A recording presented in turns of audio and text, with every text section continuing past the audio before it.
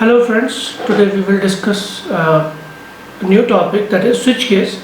This is the another part of selection construct.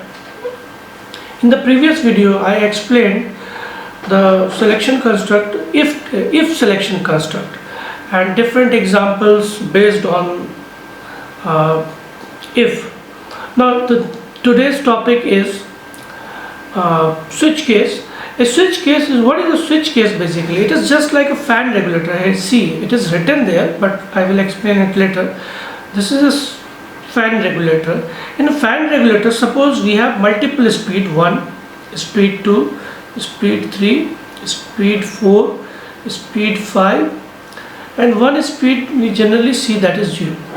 So if it is the control, this is the regulator. If regulator can point, अगर हम previous switches के बारे में बात करें तो it has one selection point. Either it can select 1, or it can select 2, or it can select 3, or it can select 4, or it can select 5, or if none of the option is selected, मतलब कोई भी speed हमने select नहीं की है, तो by default वो कौन सी स्पीड होगी?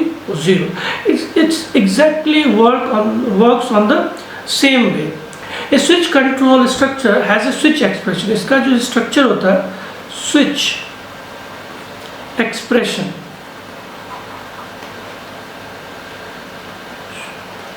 ठीक है. इस एक्सप्रेशन में वैल्यू हो सकती है या फिर कोई भी एक्सप्रेशन या वैल्यू हो सकती है, ठीक है. मतलब कोई भी एक्सप्रेशन होगा तो that will definitely evaluate some value, और वो क्या क्या वैल्यू हो सकती है उसको हम केस के साथ लेबल में मैच करता है. Statement,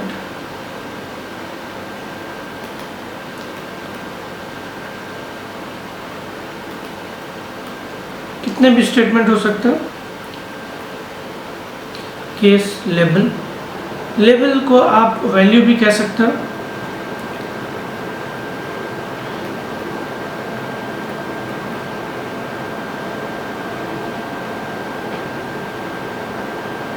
statement 1 break.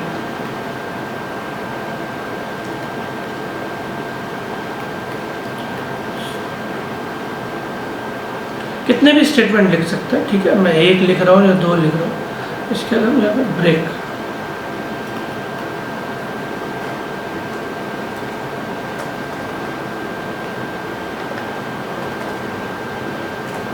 ठीक है. ऐसे कितने भी केसेस हम स्पेसिफाई कर सकते हैं, case and dot dot dot इस तरह. और फिर अगर हमारे पास मल्टीपल ऑप्शन थे, कोई तो ऑप्शन आएगा सेलेक्ट करेंगे. अगर हमने कोई भी ऑप्शन सेलेक्ट नहीं किया तो क्या होगा? बाय डिफ़ॉल्ट इसको बोलते हैं, जैसे हमने स्टेटमेंट में यूज़ किया बाय डिफ़ॉल्ट, तो यहाँ पे वो स्टेटमेंट आ जाता है डिफ़ॉल्ट. डिफ़ॉल्ट मीन्स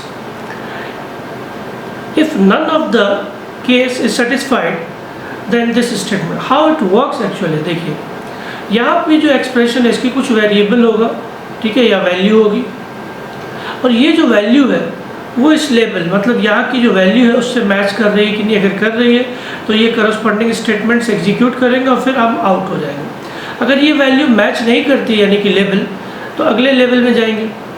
अगर ये लेवल मैच कर गया तो एग्जीक्यूट करेंगे, नहीं तो फिर अगले लेवल में जाएंगे. ऐसे ही जितने भी पॉसिबल लेवल्स हैं उन सब में 1 by 1 वी विल गो, और अगर कोई केस नहीं मिलेगा तो this default case will be executed. This is default. अच्छा, अब यहाँ पे एक पॉइंट है जो कि हम लोग लिख रहे हैं ब्रेक. ब्रेक बेसिकली क्या करता है, जैसे ये केस मैच कर गया, ठीक है, ये लेवल मैच कर गया, तो ये स्टेटमेंट्स एग्जीक्यूट कर लिया और इसके बाद बाहर आने के लिए हम ब्रेक करते हैं.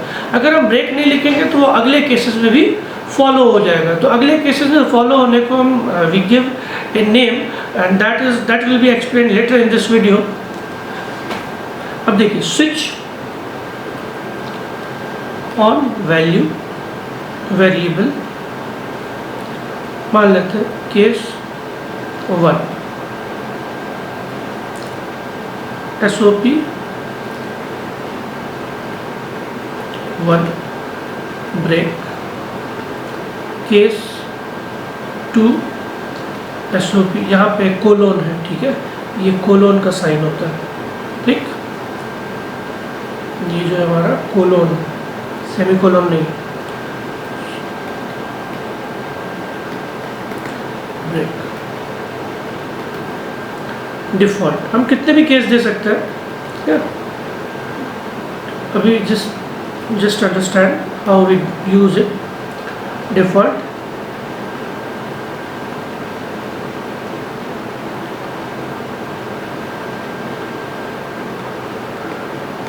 देखिए, डिफ़ॉल्ट में क्या होता है, डिफ़ॉल्ट में हमें ब्रेक नहीं लगाना होता। ब्रेक क्यों नहीं लगाना होता, क्योंकि देखिए यहाँ पे ये जो वेरिएबल है इसकी वैल्यू इस वैल्यू से मैच कर जाएगी तो स्टेटमेंट एग्जीक्यूट करेगा, और स्टेटमेंट एग्जीक्यूट करने का उसको प्रोसेस को टर्मिनेट हो जाना है, ऐसा नहीं कि फर्दर कोई और दूसरा पार्ट एग्जीक्यूट करना है। तो ये ब्रेक करके हम बाहर आ जाते हैं। अगर ये वैल्यू मैच नहीं करेगी तो दिस विल बी कंपेयर्ड, अगर ये मैच कर जाती है तो ये एग्जीक्यूट करके यहाँ से आएगा। अगर ये भी मैच नहीं करती है तो ये केस आगे फॉरवर्ड हो जाएगा डिफ़ॉल्ट में, क्योंकि भाई अगर कोई नहीं है तो default must be use to provide an appropriate message for the invalid input और द रॉन्ग चॉइस। देखिए अब यहाँ पे कई सारी चॉइस है, स्विच चॉइस 1 केस 1 केस 2, ठीक है, ऐसे कितने भी केसेस हो सकते हैं। देखिए the switch control structure has a switch expression which stores a value, it also has multiple cases where every case has a unique label. ये जो लेबल होते हैं यूनिक लेबल, ठीक है। The value of switch expression is compared with the labels of cases. If the value matches the statement associated with the fact case, that case gets executed. That is, the computer continues executing the program from that point. If none of the cases match, the computer execute the statement written in the default statement. मतलब default हम use करते हैं जब कोई हमारा condition satisfy नहीं होता है, ठीक है। जैसे ही फेल्स में भी हम लोग लास्ट में एल्स लिख देते थे। चलिए अब जैसे स्विच केस के बेस पे एक छोटा सा प्रोग्राम लिखता है। जैसे एक छोटा प्रोग्राम ये है कि display the corresponding number of days in the particular month number that is lying between 1 to 12। फिलहाल हम ईयर को लीप ईयर नहीं कंसिडर कर रहे हैं, नॉर्मली कंसिडर कर रहे हैं, ठीक है।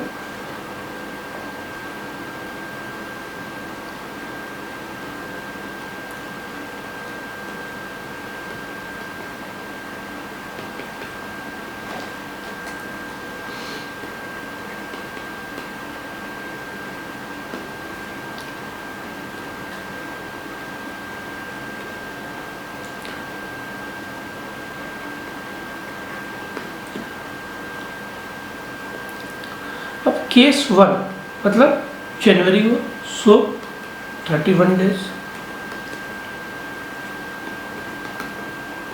ब्रेक। अगला केस क्या होगा, case 2 non leap year consider कर रहे हैं, ठीक है, 28 डेज ब्रेक। केस 3 सो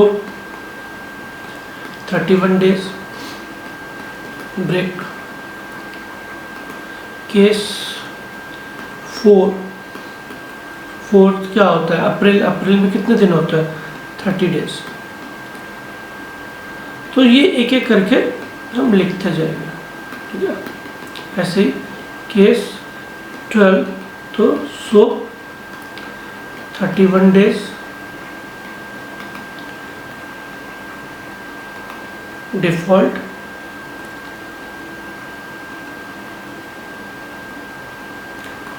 सो इनवैलिड मंथ नंबर।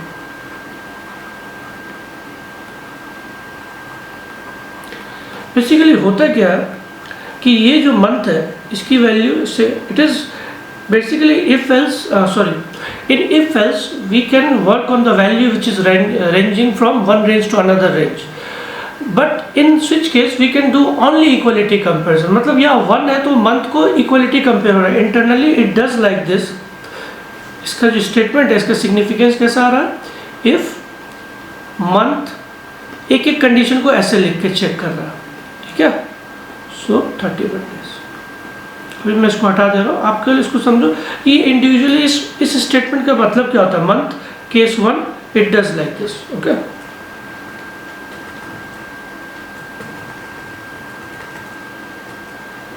ठीक। तो अगर 1 होगा तो 31 फिर बाहर आ जाएंगे, अगर नहीं तो ये 2 21 days and then come out, if not then come out, if not then come and सो।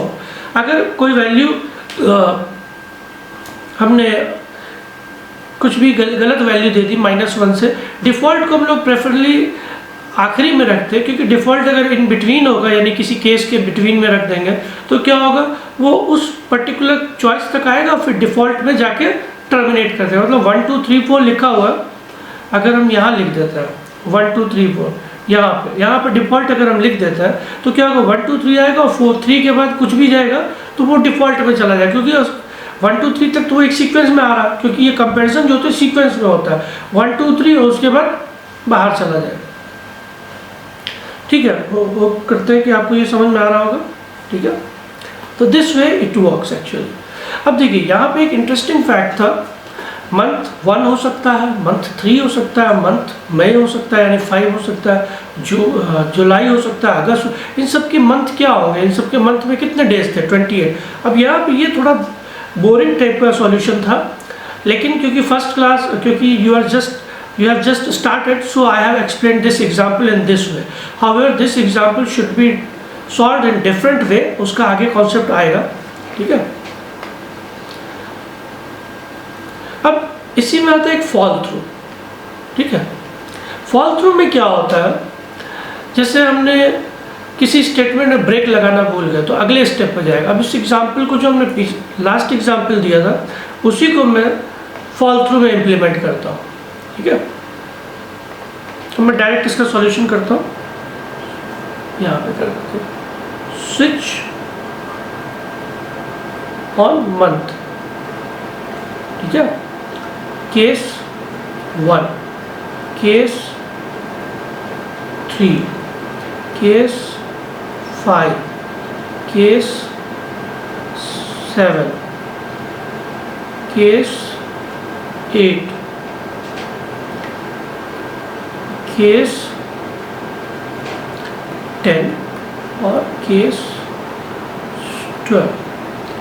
कितने दिन है,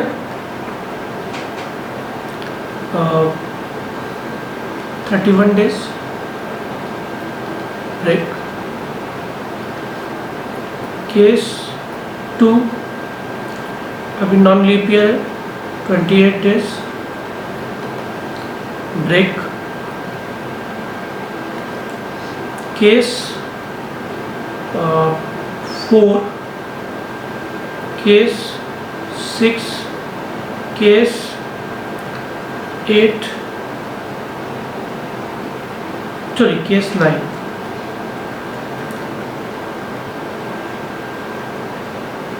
केस 11। तो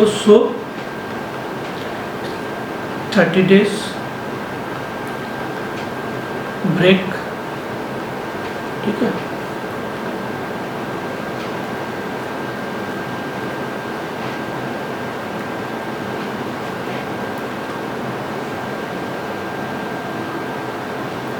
डिफॉल्ट इनवैलिड डे नंबर। इस केस में क्या हो रहा है एक्चुअली, इसको समझते हैं। इसको बोलते हैं फॉल थ्रू। अभी मैं एक एग्जांपल यहाँ पे छोटा सा लिख रहा हूँ। स्विच वेरिएबल नम केस 1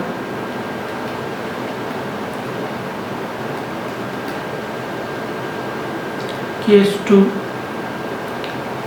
सोप 2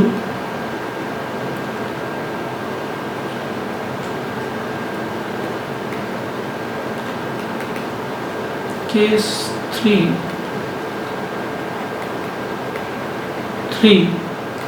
और यहाँ पे मैंने लिखा ब्रेक। केस 4 सोप 4 मैं फिर भूल गया डिफ़ॉल्ट।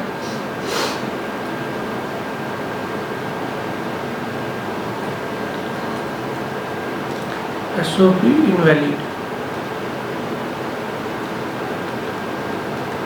ठीक है, अब जरा इस प्रोग्राम को जैसे वेरिएबल है, इसकी वैल्यू हमने 1 दी, तो ये 1 देंगे तो क्या होगा, ये जो वैल्यू होगी इससे कंपेयर, ये वैल्यू मैच कर गई तो SOP 1 के बाद इसको क्योंकि ब्रेक नहीं मिला तो ये क्या करेगा, अगले केस में automatically without comparing anything it will directly execute this statement. तो आउटपुट क्या आएगा, फिर ये स्टेटमेंट पे भी ब्रेक नहीं मिला तो ये स्टेटमेंट को एग्जीक्यूट कर देगा, इसके बाद इसको ब्रेक मिलेगा। अगर वैल्यू 1 देते हैं तो आउटपुट क्या आ रहा है, 1 2 और 3 एक ही लाइन पे आ रहा है। ठीक है, इसका आउटपुट आ रहा है 1 2 3, उसके बाद ब्रेक हो जा रहा है पहले केस में जब वैल्यू 1 है।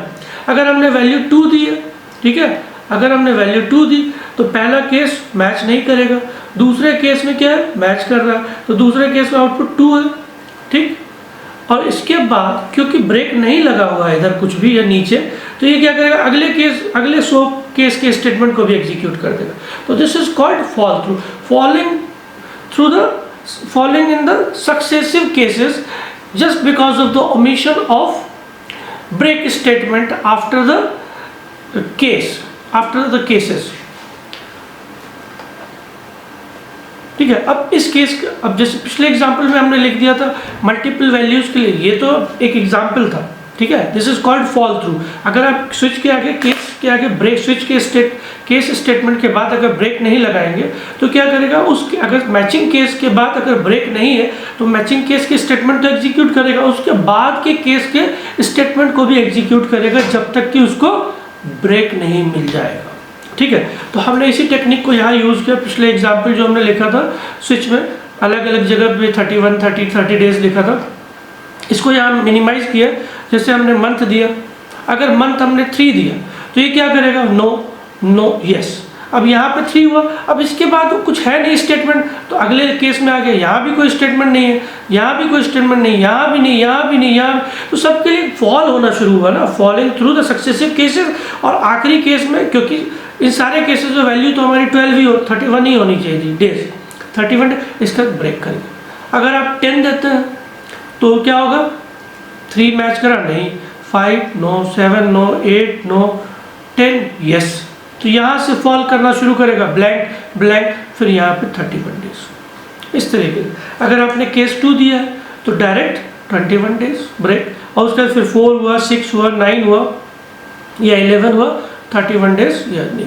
तो this is called fall through, मतलब एक केस के बाद, केस के मैचिंग केस मैच करने के बाद फर्दर जो इसके स्टेटमेंट्स टू बी एग्जीक्यूटेड होना है, टू बी एग्जीक्यूटेड, उसके बाद अगर हम ब्रेक लगाना भूल जाते हैं तो क्या करेगा, अगले केसेस, सक्सेसिव केसेस में भी फॉल करना शुरू करेगा जब तक कि उसको ब्रेक नहीं मिल जाएगा। जैसे ही ब्रेक मिल जाएगा that execution of the multiple cases will be terminated. तो ये डिपेंड करता है कि हाउ यू यूज इट। ठीक है, कई जगह पे, अब जैसे यही क्वेश्चन था पिछले एग्जाम्पल में, मैंने इसको सॉल्व किया कैसे, I solve the same question without using the इससे, तो इसमें कितना लेंथी लिखे, बार बार 31 30 डेज बार बार लिखना पड़ रहा है। अब इस केस के अकॉर्डिंगली हमें क्या करना पड़ा, फॉल थ्रू का मिनिमाइज करके लिख दिया।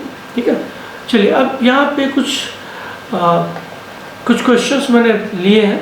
Convert the following construct of if into switch का। देखिए स्विच केस में इक्वलिटी कंपैरिजन में ही हम केवल स्विच केस कन्वर्ट कर सकते हैं, जहाँ वैल्यू वेरी कर रही होगी उसमें भी कर सकते हैं, लेकिन वो डिफरेंट तरीके से कर सकता है। अब जैसे इसको मैं सॉल्व करता हूँ इफ, तो यहाँ पे कंट्रोल वेरिएबल कौन सा है, वेर, तो स्विच ऑन वेर। अब वेर की वैल्यू क्या क्या दी हुई है, 1 2, ठीक है, 3 और उसका इनवैलिड, तो केस जो कंपैरिजन में वैल्यू है केस 1, तो SOP गुड। ब्रेक लिखा हुआ, ब्रेक नहीं लिखा हुआ लेकिन हम लिखेंगे क्योंकि दूसरा कंडीशन नहीं एग्जीक्यूट होनी है,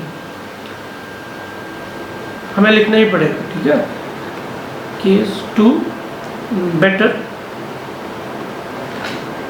break, case 3 so best, break,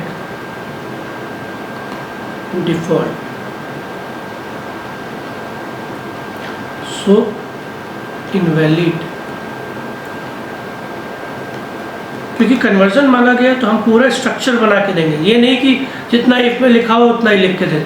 ठीक है, अब ठीक है, ये समझ में आ गया हाउ टू कन्वर्ट। चलिए अब मैं एक एग्जांपल, मैंने एक एक्स्ट्रा एग्जांपल यहाँ पर टर्नरी ऑपरेटर का रखा। Rewrite the following program segment using if else. ठीक है, अब देखिए यहाँ पे ये जो कंडीशन वाला पार्ट है ये इफ में आ जाएगा, तो क्या आएगा, इफ सेल्स ग्रेटर देन 15,000, ठीक है, तो कमीशन कितना हो गया, सेल्स इंटू 5/100, अदरवाइज कमीशन क्या हो जाएगी, सेल्स इंटू, सॉरी जीरो ही लिखा हुआ है तो हम डायरेक्ट जीरो लिख दें, why to compute it. Okay, तो this is the conversion of ternary operator into if else. However ये बहुत छोटी एग्जांपल्स को ही हम लोग टर्नरी ऑपरेटर में यूज़ करते हैं, ऐसा नहीं कि बहुत कॉम्प्लिकेटेड। अभी ये कोई एग्जांपल अभी इस बाद में एक्सप्लेन करते हैं। अब जैसे यहाँ पे इफ एल्स का क्वेश्चन फिर से, इसको आप ट्राई करना। ठीक है, अब यहाँ पे ये जो केस है,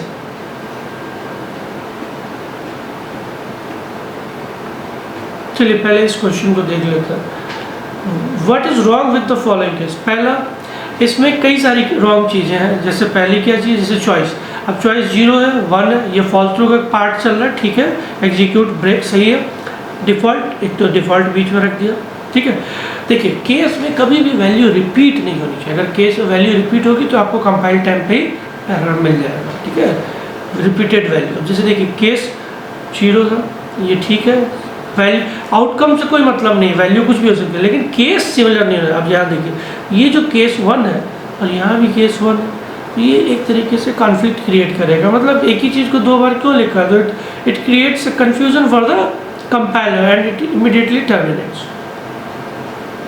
ठीक है, तो ये ध्यान से देखना पड़ेगा एरर क्या है। ब्रेक वगैरह का एरर आउटपुट पे इफेक्ट डाल सकता है। ठीक है, बाकी स्टेटमेंट्स का एरर या केस में जो एरर लिखते हैं वो अलग चीज़ें हो जाएंगी। ठीक, अब यहाँ पे जो rewrite the following if else, ये आपके लिए स्विच केस, इसी तरह स्विच केस वाले को भी आप इफ एल्स में लिख सकते हो। ठीक है, स्विच केस वाले को इफ एल्स में कैसे लिख सकते हो, ये मैं आपको एक, जैसे ये फॉल थ्रू वाला था, ठीक है, ये फॉल थ्रू वाला था। अब मैं क्या करता हूँ, इसी ये जो क्वेश्चन यहाँ पे ये जो पोर्शन है, ठीक है, इस पोर्शन को मैं इफ एल्स में लिखता हूँ। ठीक, ये तो समझ में आ गया था फॉल थ्रू कैसे होता है।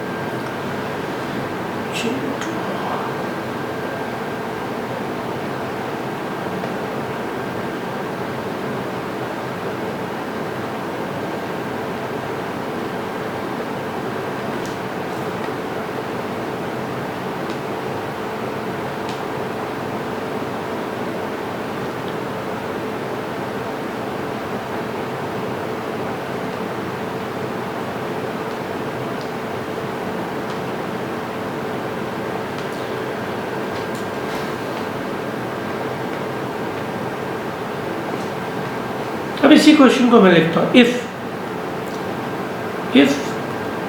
मंथ इज इक्वल टू 1, थोड़ा लेंदी लिखना पड़ेगा। अब देखिए स्विच केस में ये स्टेटमेंट इजी हो गया, case sorry month is equal to 3 और मंथ इज इक्वल टू 5 और मंथ इज इक्वल टू 7 और मंथ इज इक्वल टू 8 और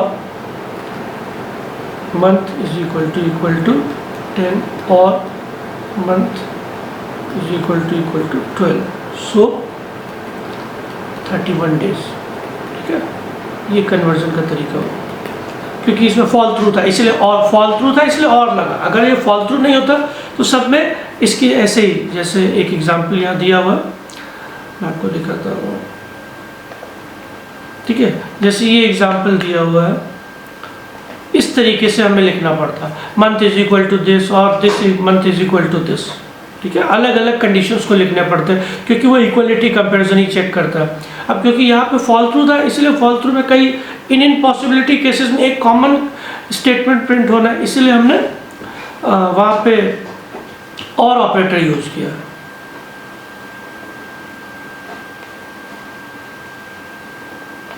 ठीक है,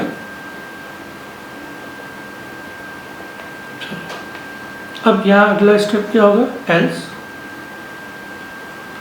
if m is equal to 2, so 28 days, else if, केवल else से नहीं चलेगा क्योंकि else का मतलब एनीथिंग डिफॉल्ट चला जाएगा वो, if सॉरी m को मंथ लिखना था मुझे, मंथ इज इक्वल टू 4 और मंथ इज इक्वल टू 6 और मंथ इज इक्वल टू 9 और डबल इक्वल टू, ठीक है, month is equal to 11, sorry so 30 days,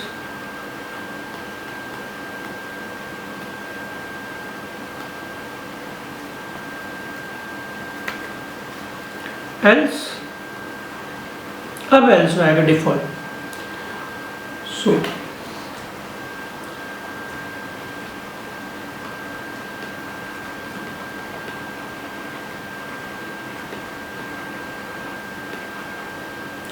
month number, तो this is the working. Okay, ये कन्वर्जन का तरीका था, ये डिपेंड, आप क्वेश्चंस धीरे धीरे देखेंगे तो आपको समझ में आएगा। ठीक है, चलिए अब एक क्वेश्चन बड़ा इंटरेस्टिंग है। हाँ, अब जैसे ये class check the given character is vowel or not. अब इस कंडीशन, इन स्टेटमेंट्स को, ये जो क्वेश्चन दिया था, ये मैंने इफ एल्स के टाइम में बताया था, सेम यही क्वेश्चन, अब इसको फॉल थ्रू में कन्वर्ट करना है, तो व्हाट वी विल डू। ठीक है, अब इसको फॉल थ्रू में अगर कन्वर्ट करना है तो हम लोग क्या करेंगे, अब इसको फॉल थ्रू में कन्वर्ट करते हैं स्विच केस में, तो स्विच ऑन CH, कैपिटल ही रख रहा हूँ, case A, case E, case O, इसको थोड़ा, ठीक है, केस A तो हमने लिखा so vowel, break, case E vowel, so B break, case I क्योंकि कैरेक्टर है तो सिंगल कोट में आएगा,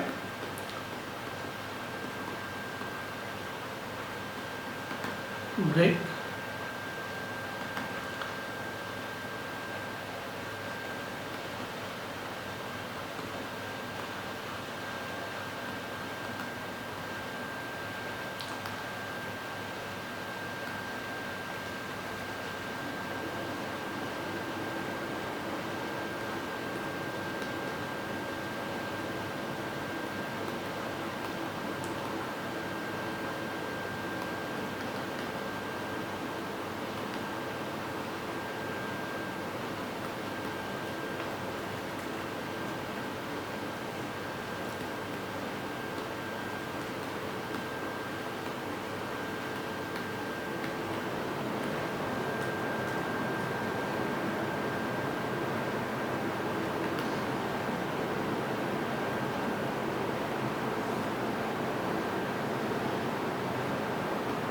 ठीक है, ये था तरीका सॉल्यूशन का। लेकिन ये फिर वही चीज़ होगी ना, एक ही मैसेज दे रहे हो आप, केस, ये पांचों में से कुछ भी हो तो आप इसको स्विच में कैसे कन्वर्ट करोगे, फॉल थ्रू के accordingly, switch on CH, case A, case E, case O, case I, कोई भी किसी भी ऑर्डर में लिख सकते हो, इससे कोई फर्क नहीं पड़ता। ओके, सो अब वॉवेल,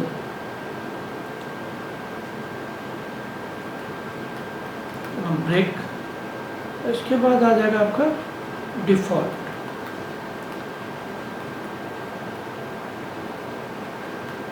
इनवैलिड चॉइस,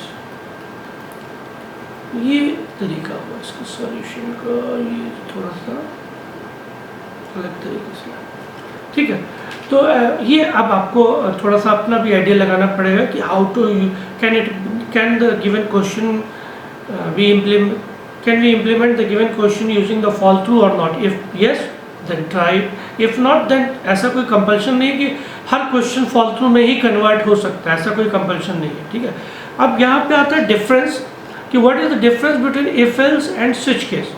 तो इफ एल्स और स्विच केस में, इफ एल्स में हम लोग क्या करते हैं, मल्टीपल कंडीशंस को कंबाइन कर सकते हैं, if this if this if this, ठीक है। If A is greater than B, जैसे हम लिखते हैं if A is greater than B and A is greater than C, but we cannot do write multiple condition. We can write switch on value, variable and the value,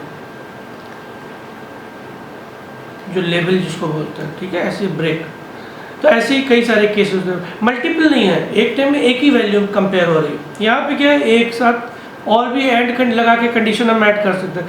if else में हम केवल switch case में हम केवल integer और character पे work कर सकते हैं, फ्रैक्शनल वैल्यू पे नहीं वर्क करते हैं, ठीक है। It is not supported. कुछ लूप होल्स है ब्लूजे में जिसकी वजह से एग्जीक्यूट हो जाते हैं, लेकिन standard concept wise we are not suppose to use double in switch case, ठीक है। स्टैंडर्ड कॉन्सेप्ट में नहीं चलता है। और इसके अलावा इन इफ एल्स में हम हर तरीके के डेटा यूज़ करते हैं। This is the two major difference between if else and switch case. Several times this question has been asked in the board examination and also asked in the general examination of your schools, ठीक है। अब एक सबसे interesting point अब आते हैं, उसको बोलते हैं मेन्यू। मेन्यू बेसिकली क्या होता है, ठीक है। मेन्यू का मतलब जैसे एक प्रोग्राम में हमें दिखाना है कि we have write a menu driven program to display the menu as follows, one this this this, और फिर यूजर से हम चॉइस लेके उसके अकॉर्डिंगली ऑपरेट करता है, ठीक है। चलिए देखिए, जिस भी प्रोग्राम को मैं इम्प्लीमेंट कर रहा हूँ, आई एम लिख ही देता हूँ।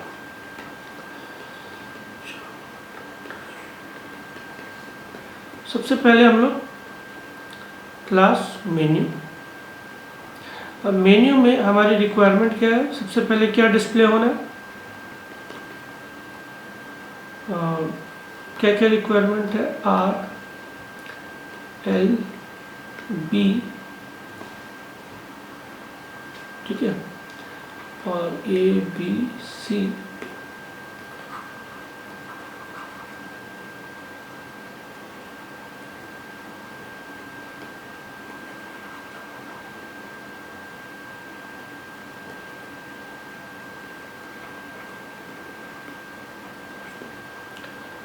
यहाँ पे मेन्यू डिस्प्ले करेंगे सोप एलन 1,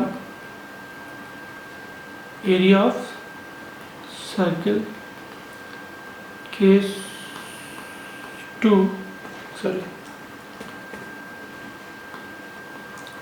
सोप एलन 2, एरिया ऑफ रेक्टेंगल।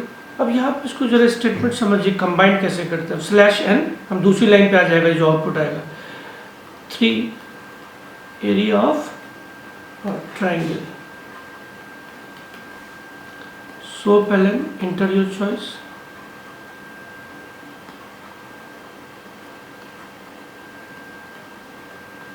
अब यहाँ पे हमें क्या एक छोटा सा ऑब्जेक्ट स्कैनर का बनाना पड़ेगा। S C is equal to new scanner system dot in, enter your choice, choice is equal to S C dot next INT। इस क्वेश्चन को अच्छे से समझिए, बहुत इंपॉर्टेंट क्वेश्चन है। Switch on choice case 1। अगर हमने चॉइस 1 दी है तो क्या करेगा, हमसे 2 values it will ask. So enter the radius,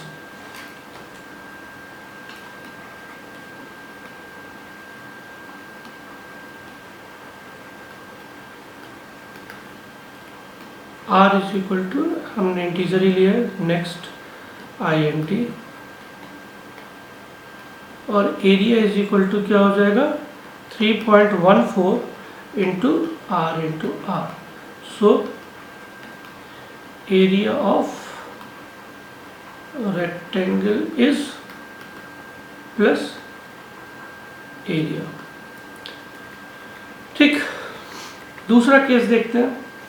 दूसरे केस में क्या आएगा, case 2, so enter the value for L and, मैंने कैपिटल ले लिया, L and B। L is equal to SC dot next INT, B is equal to SC dot next INT। अब फिर area is equal to L into B, and so the area of rectangle is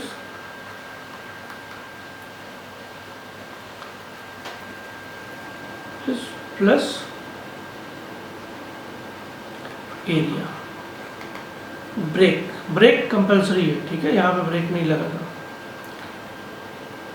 break compulsory तभी है क्योंकि नहीं तो otherwise दूसरे statements execute कर देंगे, ठीक है। अब यहाँ पे एक थर्ड केस सबसे इंटरेस्टिंग है, case 3, so enter the values for sides A SC dot next INT, B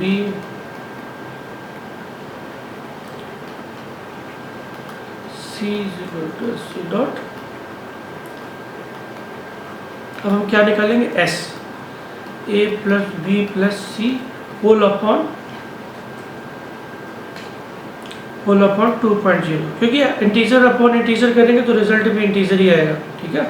तो इसलिए हमने इसको पूरा प्रिकॉशन लिया, 2.0 लिखा, इससे एग्जैक्ट फ्रैक्शनल वैल्यू आएगी, और फिर एरिया इज इक्वल टू क्या हो जाएगा,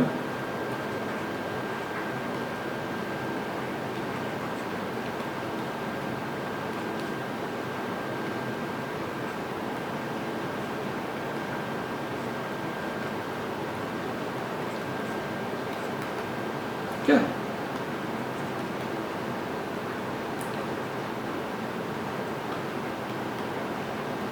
ये थोड़ा आपके लिए थोड़ा सा टाइम टेकिंग होगा, इसको एक दो बार रिपीट करके सुनेंगे।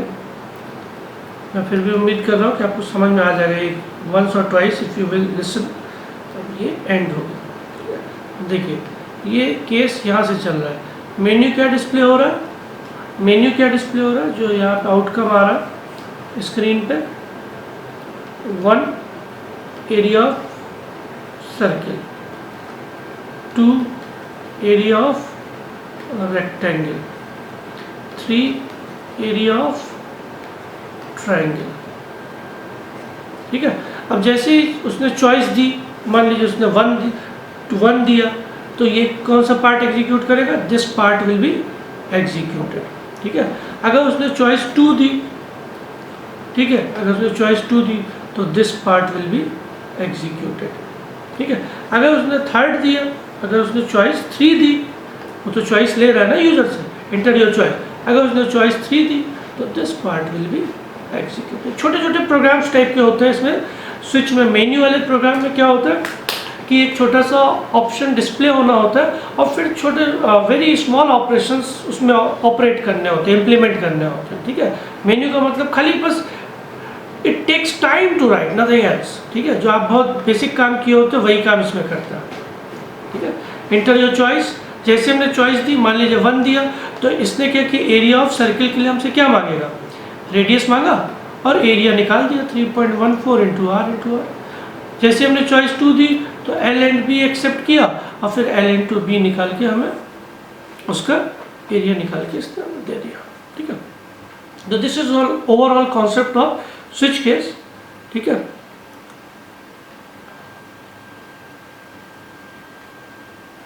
इसके अलावा कुछ नया नहीं होता है स्विच केस में, ठीक है। बहुत बाकी आगे जब आप मेन्यू ड्रिवन प्रोग्राम और भी डिफरेंट तरीके के बनाएंगे, वैसे मैं आपको एक होमवर्क देता हूँ, ठीक है, आप ट्राई करना है इसको।